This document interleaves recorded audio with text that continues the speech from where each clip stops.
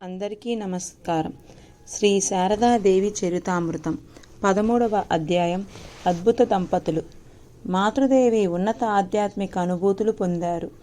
అత్యంత ఉత్కృష్టమైన ఆధ్యాత్మిక స్థితిలో నెలకొన్నారు అని ఆమె జీవితాన్ని ఇంతదాకా పరికించిన మనకు తెలియవస్తోంది. ఆశ్చర్యాన్ని కలిగించే విషయం ఇది కాదు. ఇలాంటి ఉన్నత స్థితిలో నెలకొన్న ఆమె తమ భర్తతో కలిగి ఉన్న సంబంధమే మనల్ని ఆశ్చర్యపరుస్తుంది. ఇలాంటి సంబంధానికి ఆమె భర్త కూడా ఉన్నత ఆధ్యాత్మిక స్థితిలోని వారన్నది ఒక కారణమైన అదే కారణమని చెప్పలేం. వారు పరస్పరం చక్కగా అవగతం చేసుకున్నారన్నదే ముఖ్య కారణమని చెప్పవచ్చు. దాంపత్య జీవితంలో ఇది ఎంతో ముఖ్యం. ఎక్కడో పుట్టిన ఇద్దరు కలిసి జీవించేటప్పుడు సమస్యలు తలెత్తడం సహజం. భర్త జీవితం ఇదని భార్య జీవితం ఇదని అని భర్త అర్థం చేసుకుని జీవితం గడిపేటప్పుడు దాంపత్యం సుగమంగా సాగుతుంది. ఇలా అర్థం చేసుకోవడానికి ముఖ్యంగా కావలసింది ఉన్నతాదర్శం. దాంపత్య జీవితంలో కూడా గుడ్డ లాంటి అవసరాలను తీర్చుకోవడం, వంశవృద్ధి లాంటి మామూలు ఆదర్శాలకు ఉపరితలంగా ఒక ఉన్నతాదర్శం ఉండాలి. అప్పుడు మాత్రమే జీవితం సార్థకమవుతుంది. అలాంటి ఉన్నత ఆదర్శాన్ని స్వీకరించినప్పుడు దాంపత్య కర్తవ్యాలను సరిగా నెరవేర్చుకోలేకపోతున్నామని అనేకులు చెప్పడం కద్దు. కానీ ఇది ముమ్మాటికి తప్పు మాత్రమే కాకుండా ఉన్నత ఆదర్శం ఉన్నప్పుడు మాత్రమే భార్యాభర్తల సంబంధం ఆదర్శప్రాయంగా ఉంటుందని చూపడానికి వచ్చిందే మాతృదేవి జీవితం.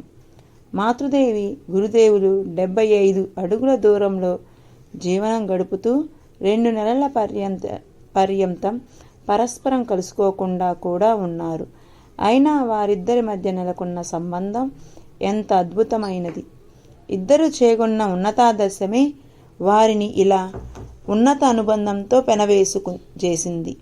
గురుదేవులు మాతృదేవుల దివ్యమైన సంబంధం గురించి చెప్పినప్పుడు గౌరీమ మాతృదేవి గురుదేవులు కేవలం 75 అడుగుల దూరంలో జీవించారు. కానీ చాలా రోజులు పరస్పరం కలుసుకోవడం కూడా కుదరలేదు. అయినా ఇద్దరి మధ్య ఎంత గాఢమైన సంబంధం నెలకొందో. ఒకసారి మాతృదేవికి తలనొప్పి వచ్చినప్పుడు గురుదేవులు రామ్లాల్తో చిన్న బిడ్డలాగా, రామ్లాల్ ఆమెకు ఎందువల్ల తలనొప్పి వచ్చింది అంటూ ఎంతో ఆవేదనతో అడుగుతూ ఉండడం నేను చూశాను అని పేర్కొన్నారు. గురుదేవులు సర్వసంగ పరత్యాగి అయిన స్త్రీల మనోభావాన్ని బాగా గ్రహించిన వారు. తన ఆవశ్యకతలను, చిన్న చిన్న ఆంక్షలను భర్తే గ్రహించి పూర్తి చేయాలని స్త్రీ ఆశిస్తోంది. అందువల్ల తమ శక్తి మేరకు ఆయన మాతృదేవి కోర్కెలను, అవసరాలను తీర్చారు. మాతృదేవికి ఆభరణాలు ధరించాలనే కోరిక ఉండేది. ఆమెకు ఆభరణాలు చేయించాలని సంకల్పించారు గురుదేవులు. ఆలయం నుండి ప్రతి నెల జీతంగా వచ్చే 7 రూపాయలను ఒక పెట్టెలో వేసి ఉంచడం రివాజు. ఆ డబ్బుతో మాతృదేవికి ఆభరణాలు చేయాలని అనుకున్నారు ఆయన. ఈ విషయంగా మాతృదేవి ఇలా అన్నారు. నాకు ఆభరణాలు ధరించాలనే కోరిక గురించి చెబుతూ గురుదేవులు, ఆమె పేరు శారద, ఆమె సరస్వతి అవతారం, అందువలనే ఆభరణాలు ధరించాలని ఆకాంక్షిస్తున్నది అనేవారు. ఒకరోజు హృదయతో ఆ పెట్టెలో ఎంత డబ్బుందో చూడు, ఆమెకు చక్కని బంగారు ఆభరణం ఏదైనా చేసి పెట్టాలి అన్నారు. అప్పుడు ఆయనకు ఆరోగ్యం బాగాలేదు. అయినా 300 రూపాయలు పెట్టి నాకు నగలు చేయించి ఇచ్చారు. ఆయన డబ్బును తాకలేరనే విషయం ఇక్కడ గమనార్హం. మాతృదేవి చేతులకు ధరించిన బంగారు గాజులు అప్పుడు గురుదేవులు చేయించినవి. గురుదేవుల ఆధ్యాత్మిక సాధనలు అనుష్ఠించిన కాలఘట్టంలో పంచవటిలో ఆయనకు సీతాదేవి దర్శనం కలిగింది. సీతాదేవి ధరించిన అనేక రత్నాలతో కూడుకున్న బంగారు గాజులు ఆయన దృష్టిని ఆకర్షించాయి. ఆ దృశ్యంలో చూసిన గాజుల లాంటి వాటినే మాతృదేవికి చేయించారు. నేను నగలు చేసి పెట్టేటంత సంబంధం మా మధ్య ఉండేది అంటూ గురుదేవులు చమత్కరించేవారు. ఈ ఆభరణాలు మాత్రమే కాకుండా బంగారు అడ్డిగా, గుండ్రని ముక్కు పుడక, చెవులకు దుద్దులు, మరిన్ని నగలను కూడా మాతృదేవి ధరించారు. ఇవన్నీ గురుదేవుల సాధన కాలంలో మధురబాబు చేసి పెట్టినవి. లభించిన ప్రతి సందర్భంలోనూ గురుదేవులు మాతృదేవిని సంతోషంగా ఉంచడానికి ప్రయత్నించారు. చమత్కార సంఘటనలకు కూడా కొదవలేదు. ఒకసారి గురుదేవుల సమక్షంలో ఒక పోటీ జరిగింది. పోటీ చేస్తున్న వ్యక్తుల్లో ఆయన కూడా ఒకరు. ఆయనతో పాటు పోటీలో పాల్గొన్నది ఒక భక్తుని అల్లుడు. ఇద్దరూ పసిడి రంగు వారే. ఇద్దరిలో ఎవరు ఎక్కువ రంగులో ఉన్నారన్నదే పోటీ. ఈ పోటీకి మధ్యవర్తిగా ఎవరు ఉండాలి? మాతృదేవి. పంచవటి సమీపంలో వీరిద్దరూ మాతృదేవికి కనబడేటట్లు నడవాలి. మాతృదేవి ఇద్దరి రంగును దూరం నుంచే చూశారు. మధ్యస్థం తప్పనివారు.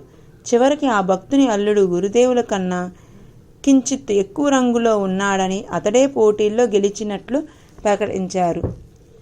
తన సహధర్మిణి భవిష్యత్తుకై డబ్బు కూడా సేకరించి ఉంచారు గురుదేవులు.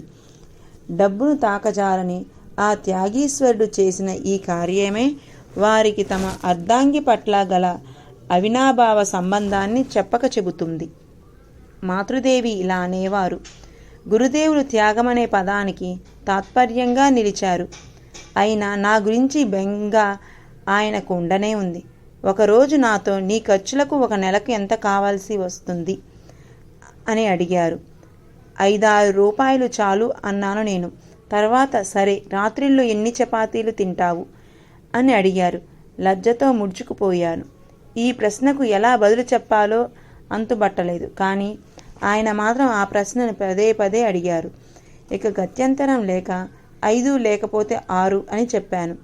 మాతృదేవి చెప్పిన విషయాలన్నీ మనసులో ఉంచుకొని గురుదేవులు సుమారు 600 రూపాయల మూలధనంపై వచ్చే వడ్డీతో మాతృదేవి ఇబ్బంది పడకుండా జీవనం గడపవచ్చని తేల్చుకున్నారు. అలాగే ఆ డబ్బును బలరాం బోసు వద్ద జమ చేసి ఉంచారు. అతడు ఆ పైకాన్ని తన ఎస్టేట్లో వెచ్చించి వడ్డీగా 30 రూపాయలను 6 నెలలు ఒకసారి మాతృదేవికి పంపాలని తీర్మానించారు. భర్త చేసే చిన్న చిన్న ప్రశంసలు భార్యకు ఎంతో ఉత్సాహభరితంగానూ ఆనందదాయకంగానూ ఉంటాయి. మాతృదేవి మధురంగా పాడతారని మనం విన్నాం. ఒక రాత్రి మాతృదేవి లక్ష్మి ఇద్దరూ పాడుతున్నారు. పాట భావంలో లీనమై వారు గానం చేయడం శ్రోతలను ఉన్నత స్థితులకు తీసుకువెళ్ళేటట్లుగా ఉంది. దానితో పాటు సుశ్రావ్య కంఠం కలిసినందువల్ల శ్రోతలకు మధురానుభూతిని కలుగజేసింది. గురుదేవులు ఆ పాటను పూర్తిగా విన్నారు. మర్నాడు మాతృదేవితో నిన్నటి రాత్రి ఆ పాటను తన్మయంతో పాడావు, వినడానికి ఎంతో బాగుంది అన్నారు. కొన్ని సమయాల్లో మాతృదేవి కాళీమాతకు పూలహారం తయారు చేసి ఇచ్చేవారు. ఒకరోజు మల్లె మొగ్గలను ఎర్ర గన్నేరు మొగ్గలను దట్టంగా కట్టి పూలహారం తయారు చేశారు. కాసేపు ఆ పూలహారాన్ని నీళ్ళల్లో ఉంచి ఆ మొగ్గలు వికసించినారంభించినప్పుడు ఆలయానికి పంపించారు. పూజారి ఆ పూలహారాన్ని కాళీమాతకు అలంకరించడము, గురుదేవులు అక్కడికి రావడము ఒక్కసారే జరిగాయి.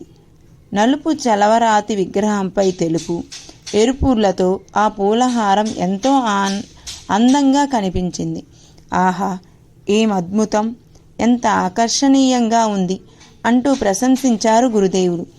ఆ పుష్పమాలను తయారు చేసింది మాతృదేవే అని తెలుసుకున్నప్పుడు ఆహా, ఎవరైనా వెళ్ళి ఆమెను తీసుకురండి, ఆమె కూడా ఈ అందాన్ని చూడాలి అన్నారు.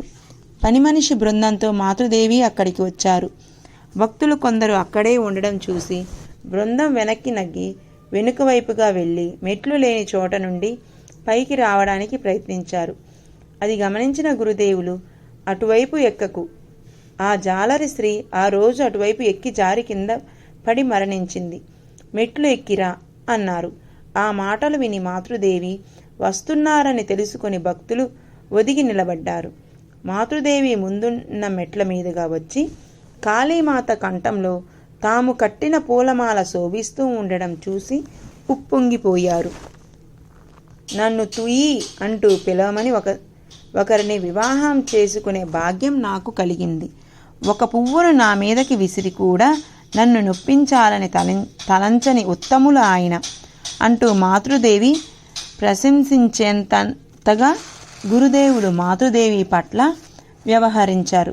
ఒకసారి మాతృదేవి గురుదేవులకు ఆహారం తీసుకువచ్చి ఉంచి వెళ్ళిపోయారు. వచ్చిన వ్యక్తి లక్ష్మి అనుకొని గురుదేవులు తుయి అనే పదాన్ని వాడి తలుపు మూసి వెళ్ళు అన్నారు. మాతృదేవి సరే అని చెప్పినప్పుడు వచ్చింది లక్ష్మి కాదని ఆయనకు తెలిసింది. అంతే, తామేదో అమర్యాద చేసినట్లు ఆహా నువ్వా లక్ష్మి అని అనుకున్నాను, అన్యదా భావించవద్దు అంటూ పదే పదే కలతపడుతూ మాతృదేవితో అన్నారు. దాంతో ఆగారా? మర్నాడు తెల్లవారగానే నహబత్ తలుపు వద్ద నిలబడి ఇదిగో చూడు, నేను అలా అనడం తలుచుకొని రాత్రంతా నిద్రపోలేకపోయాను అని అన్నారట. అంత మాత్రమే కాదు, మాతృదేవి ఆయన తైలమర్దనం చేసిన తర్వాత కాళ్ళు ఒత్తుతూ పరిచర్యలు చేశాక చేతులు జోడించి ఆమెకు నమస్కరించేవారట.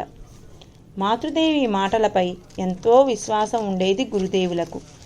అనేక విషయాలలో మాతృదేవిని సంప్రదించేవారు. ఒకసారి ఎక్కడికో వెళ్ళాలనుకున్నారు. మాతృదేవిని సంప్రదించినప్పుడు వారు వెళ్ళవద్దని ఆమె గురుదేవులను వారించారు. ఆ సంఘటనను సూచిస్తూ గురుదేవులు కాలాంతరంలో చమత్కారంగా ఆమె వద్దని చెప్పగానే నేను వెళ్ళడం మానుకున్నాను. నా పరిస్థితి ఇలా తయారైతే ఇక సామాన్య గృహస్థుల గతి ఎలా ఉంటుందో అన్నారు. మాతృదేవి ఆధ్యాత్మిక ఉన్నతిని గ్రహించిన గురుదేవులు తాము వారికి మర్యాద చూపడమే కాకుండా ఇతరులు కూడా అలాగే చెయ్యాలనే విషయంలో జాగ్రత్త వహించారు. మాతృదేవిని అగౌరవపరిచేవారు ఎలాంటి ఘోర పర్యవసానాలను అనుభవించాల్సి వస్తుందో ఆయనకు స్పష్టంగా తెలుసు. ఒకసారి గురుదేవుల సమక్షంలోనే హృదయ్ మాతృదేవితో అమర్యాదగా మాట్లాడాడు. మాతృదేవి దానిని సహించారు.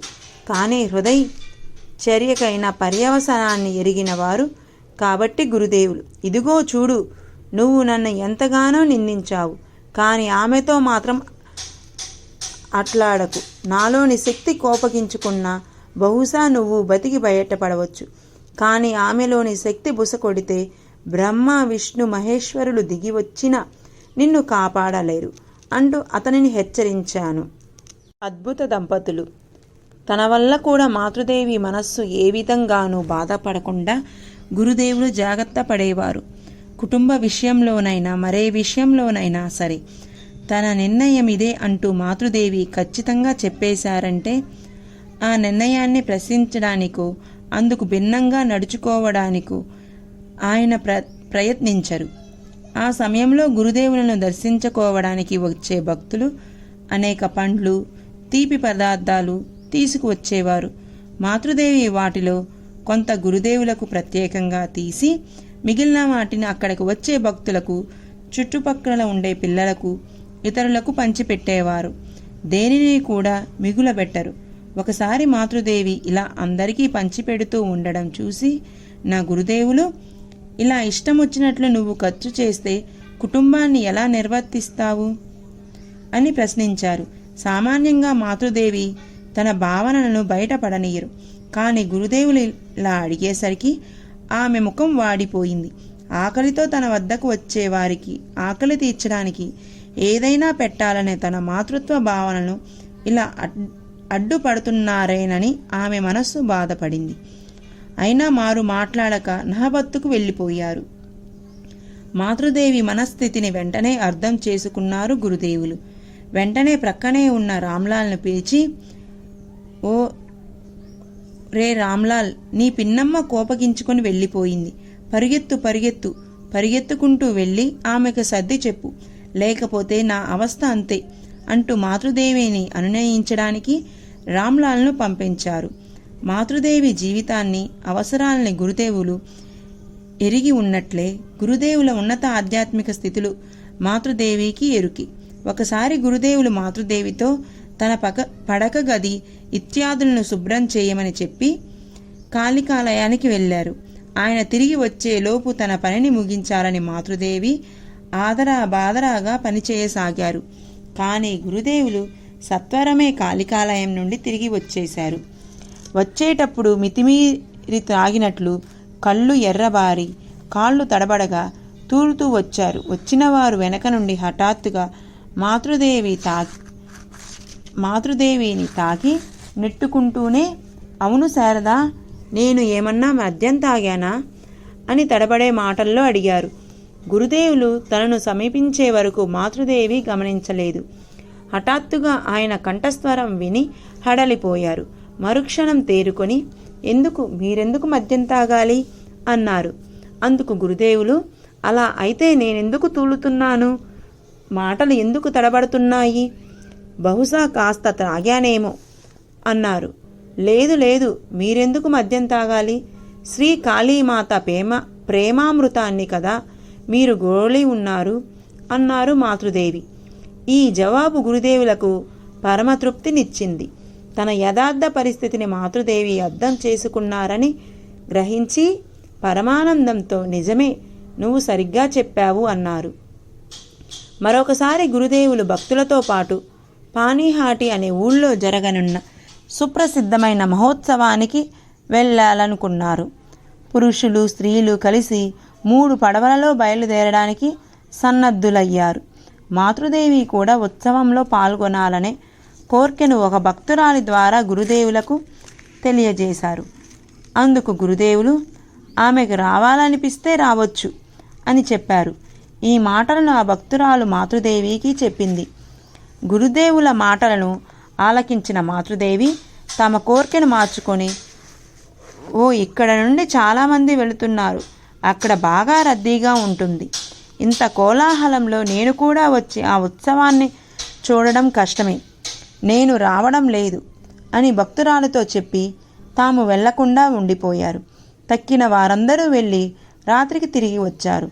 తిరిగి వచ్చిన తర్వాత గురుదేవులు ఒక భక్తురాలితో, ఆమె రాకపోవడం మంచిదయ్యింది, ఎంత రద్దీ, నా పారవస్య స్థితుల కారణంగా అందరి దృష్టి నా మీదే ఉండిపోయింది. ఆమెను నాతో పాటు చూసి ఉంటే హంసీలు వచ్చి ఉన్నారు అంటూ ఎగతాళి చేసి ఉండేవారు. ఆమె బాగా ముందు చూపు గలది, అందుకే ఇక్కడే ఉండిపోయింది అని అన్నారు. ఆ విషయం గురించి అడిగినప్పుడు మాతృదేవి, నేను వెళ్ళడం తమకు ఇష్టం లేదని ఆయన జవాబు నుండే అర్థం చేసుకున్నాను. మనస్ఫూర్తిగా నేను రావాలని అనుకుని ఉంటే ధారాళంగా రావచ్చు అనేవారు, కానీ ఆమె ఇష్టపడితే రావచ్చు అంటూ సందిగ్ధ వెలిబుచ్చడంతో వెళ్ళకపోవడమే సముచితమని తీర్మానించాను అన్నారు. గురుదేవుల మనస్థితి ఒక బాలుని పోలినదిగా ఉండేది. బిడ్డ భగవంతుడు ఒక్కడే అని చెబుతారు కదా, అది ఆయన విషయంలో పూర్తిగా నిజం. బిడ్డ వంటి వారితో భార్య అనే స్థితిలో కంటే తల్లిగానే మాతృదేవి వ్యవహరించారు. తనతో పాటు తన 7 తరాల వారు కూడా కలిసి ప్రయత్నించినా కూడా సాధించలేమని తెలిసినా బిడ్డను తినేటట్లు చేయడానికి చంద్రుణ్ణి పట్టి ఇస్తాను అంటూ వెనుకాడగా అబద్ధం చెప్పే ఆ మాతృ హృదయంతోనే గురుదేవులను చూసుకున్నారు మాతృదేవి. అబద్ధం, అనునయ వచనాలు, నిష్కర్ష అంటూ పలు విధాలుగా గురుదేవుల జీవితాన్ని పరిపుష్టం చేయడమే లక్ష్యంగా మలుచుకున్నారు మాతృదేవి. 1-2 సంఘటనలు మాతృదేవి స్వయంగా కాలాంతరంలో వివరించారు. అద్భుత దంపతులు. ఒకసారి గురుదేవుల ఆరోగ్యం దెబ్బతింది. కుమారతోలాలో నివసించే గంగాప్రసాద్ సేన అనే వైద్యుణ్ణి తీసుకొచ్చారు. ఆయన కొన్ని మందులు ఇస్తూ నీళ్లు తాగకూడదనే నియమం పెట్టారు. అంతే, గురుదేవులు ప్రతి ఒక్కరితోనూ నీళ్లే తాగకూడదట కదా, నా వల్ల అది సాధ్యమవుతుందా అని అడగసాగారు. 5 ఏళ్ల బిడ్డను కూడా వదిలిపెట్టలేదు. ప్రతి ఒక్కరూ అది మీకు సాధ్యమే అనేశారు. తర్వాత నాతో కూడా ఇది జరిగే పనేనా అని అడిగారు. మీరు చేయగలరు, తప్పకుండా మీ వల్ల అవుతుంది అన్నాను. వెంటనే ఆయన నాతో, దానిమ్మ పండు గింజలను కడిగి ఇచ్చేటప్పుడు కూడా ఒక చుక్క నీళ్లు లేకుండా తుడిచి ఇవ్వు, అలాగే చేసి ఇవ్వగలవా అని అడిగారు. కాళికాదేవి కృపాకటాక్షంతో అంతా సాధ్యమవుతుంది, మనకు సాధ్యమైనంత దాకా ప్రయత్నిద్దాం అని నేనన్నాను. ఆ తర్వాత ఔషధ సేవనం పూర్తయ్యేదాకా నీళ్లే తాగనని తీర్మానించుకున్నారు. అలాగే ఒక్క చుక్క నీరు కూడా తాగలేదు. ప్రతిరోజు ఆయనకు 3-4 లీటర్ల పాలు ఇవ్వడం మామూలు. అంచెలంచెలుగా 5 లీటర్లు ఇవ్వసాగాను. దేవాలయ ఆవులను పితికే వ్యక్తి నాకు చాలా పాలు ఇచ్చేవాడు. ఇన్ని పాలను పూజారులకు ఇస్తే వాళ్ళు ఇళ్లకు తీసుకుని వెళ్ళి ఎవరెవరికో ఇస్తారు. మీకు ఇస్తే గురుదేవులే కదా సేవిస్తారు అనేవాడు అతడు సజ్జనుడు, భక్తుడు. నేను అతడికి తీపి పదార్థాలు ఇచ్చేదాన్ని. పాలను బాగా మరకబెట్టి పావు భాగానికి తగ్గించేసేదాన్ని. ఇవన్నీ పాలు అని గురుదేవులు అడిగితే అంత ఎక్కువగా ఏమీ లేదు, 1-2.5 లీటర్లు అని చెప్పేదాన్ని. బాగా మెరగపెట్టినందువల్ల పైన పేరుకున్న గట్టి మేగడను చూసి పాలు కాస్త ఎక్కువగా ఉన్నట్లుందే అనేవారు. ఒకరోజు గోపాల్మ నిజాన్ని చెప్పేసింది. అది వినగానే, నేను రోజు ఇన్ని పాలు తాగుతున్నాను అందుకే అజీర్ణం అని చెబుతూ, ఎక్కడ ఆమెను పిలువు అంటూ అరిచారు. ఇది చెవిన పడగానే నేను ఆయన గదికి వెళ్ళాను. పాలు విషయంగానే గోపాల్మ చెప్పిన దానిని నాతో చెప్పారు. అందుకు నేను, ఆమెకేం తెలుసు, పాలు తీసుకునేది నేను, ఎంత తీసుకుంటున్నానో మీకు ఎంత తీసుకొస్తున్నానో ఆమెకి ఎలా తెలుసు, ఆమె వాగింది మీరు కూడా నిజమనుకున్నారు అంటూ ఆయనకు సర్ది చెప్పాను. ఆయన పదల్లేదు. మరో రోజు గోపాల్ను వివరంగా అడిగారు. ఆమె కూడా 1 చెంబెడు పాలు ఆలయం నుండి వస్తుంది, పాలు పితికేవాడు ప్రత్యేకంగా 1 చెంబు ఇస్తున్నాడు అని చెప్పేసింది. వెంటనే నన్ను పిలిపించారు. నేను ఎంత పాలు తీసుకుంటున్నానో ఖచ్చితంగా చెప్పమన్నారు. అందుకు నేను, ఇవన్నీ ఎందుకు, ఈ లెక్కలన్నీ ఎవరికి తెలుసు, మీరు పాలు తీసుకోవాలి, అది మాత్రం నాకు తెలుసు, కానీ ఈ సేరు అరసేరు లెక్కలన్నీ నాకు తెలియదు అన్నాను. నా జవాబు ఆయనకు తృప్తికరంగా లేదు. ఇన్ని పాలు తాగితే నాకు ఎలా జీర్ణమవుతుంది, నాకు అజీర్ణం చేసి తప్పకుండా ఆరోగ్యం చెడిపోతుంది అని అన్నారు. ఈ ఆలోచన ఆయన మనసులో మెదలగానే ఆయనకు నిజంగానే అజీర్ణం చేసింది. ఆ రాత్రి కాస్త బార్లీ జావ మాత్రమే తీసుకోవలసి వచ్చింది. తర్వాత గోపాల్మ నాతో, అమ్మ, ముందే ఈ విషయం నాతో చెప్పి ఉండవచ్చు కదా, నా కారణంగా ఆయన రాత్రి ఆహారం తప్పిపోయింది అంది. భోజన విషయంలో చిన్న అబద్ధం ఆడడం తప్పు కాదు, ఇలా చేసి ఆయన ఆహారం తీసుకునేటట్లు చేస్తున్నాను అన్నాను నేను. ఎలాగో ఆయన వ్యాధి నయమై ఆరోగ్యం కుదుటపడింది. గురుదేవుల మహోన్నత జీవితపు అంతరార్థాన్ని అనేకులు అనేక విధాలుగా గణిస్తున్నారు. కానీ మాతృదేవికి సంబంధించినంతవరకు ఆయన మహోన్నత జీవితం సన్యాసాశ్రమ ఉత్కృష్టతను, త్యాగపు మహిత్వాన్ని చాటడాన్ని కోసమే. ఈ అభిప్రాయాన్ని మాతృదేవి పలుమార్లు వెలిబుచ్చారు. కాలాంతరంలో శిష్యుడొకడు మాతృదేవితో, గురుదేవులు ఎనలేని సందేశాన్ని లోకానికి అంది ఉంచారు. మతాలన్నీ భగవంతుణ్ణి చేరుకోవడానికి మార్గాలే అనే సత్యాన్ని ఎంత అద్భుతంగా చాటి చెప్పారు అని అన్నాడు. అందుకు మాతృదేవి, నాయన, నువ్వు చెబుతున్న సర్వమత సమన్వయం విషయం నిజమే, కానీ ఈ నిజాన్ని బోధించడం కోసం ఆయన పలు మత సాధనలు అనుష్ఠించారని నాకు అనిపించడం లేదు.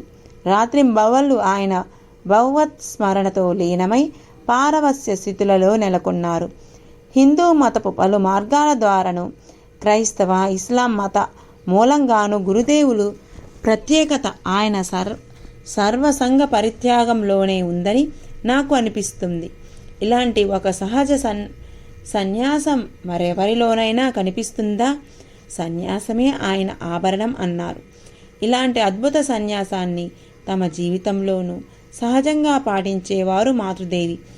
గురుదేవుల పట్ల ఆమె ప్రేమ వర్ణనాతీతం. దీనిని ప్రతిరోజు ఆమె గురుదేవుల పట్ల చూపించే ఆప్యాయత వారికి చేసే సేవల మూలంగానే మాత్రమే వ్యక్తపరచలేదు. తమ ఆలోచనలను, కోర్కెలను ఆయన జీవితార్థంతో ముడివడజేసి అందుకోసం పాటుపడడం ద్వారా కూడా వ్యక్తపరిచారు.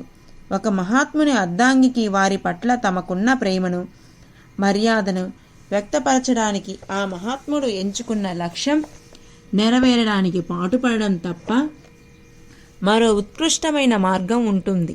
మాతృదేవి ఈ స్వభావాన్ని వ్యక్తం చేసే 1-2 సంఘటనలు పరికిద్దాం. గురుదేవుల భక్తులలో లక్ష్మీనారాయణ అనే మార్వాడి ఉండేవాడు. ఒకరోజు గురుదేవులు పరుపు మీద పరచబడిన గుడ్డ మలినంగా ఉండడం చూసి అతడు గురుదేవుల పేరిట 10,000 రూపాయలు బ్యాంకులో నిల్వ చేసి తన్మూలంగా వచ్చే వడ్డీని గురుదేవులు తమ ఖర్చులకు ఉపయోగించుకోవలసిందని ప్రాధేయపడ్డాడు. మూర్తీభవించిన త్యాగమూర్తులైన గురుదేవులు ఈ సలహాకు సుతరాము అంగీకరించలేదు.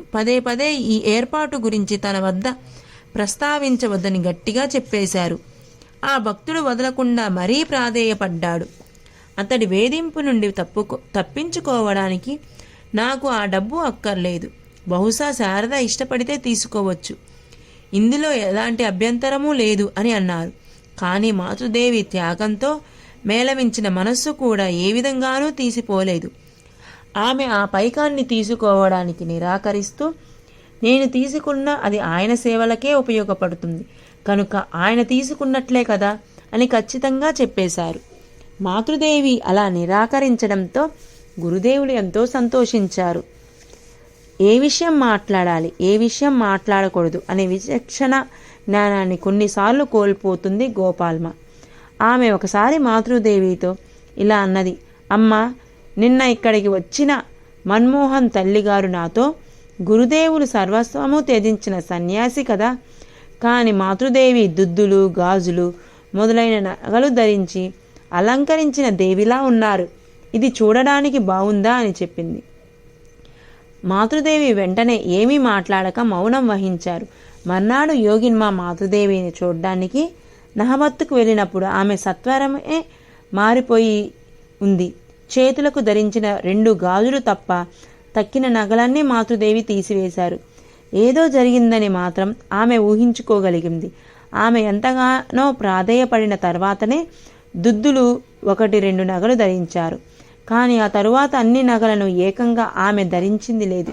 ఎందుకంటే ఈ సంఘటనల కొద్ది కాలానికి గురుదేవులు నయం కాని వ్యాధితో మంచం పట్టారు కనుక ఇలా భర్తకు యుక్తమైన భార్యగా జీవించి తరించారు మాతృదేవి. గురుదేవుల ఆదర్శాలను పుణికిపుచ్చుకొని గార్హాద్య ఆదర్శాన్ని జీవించి చూపించారు. ఇలా గురుదేవులు 3 పరిమాణాలలో ఒకటైన సంపూర్ణ మానవ పరిమాణాన్ని పరిపూర్తి చేశారు.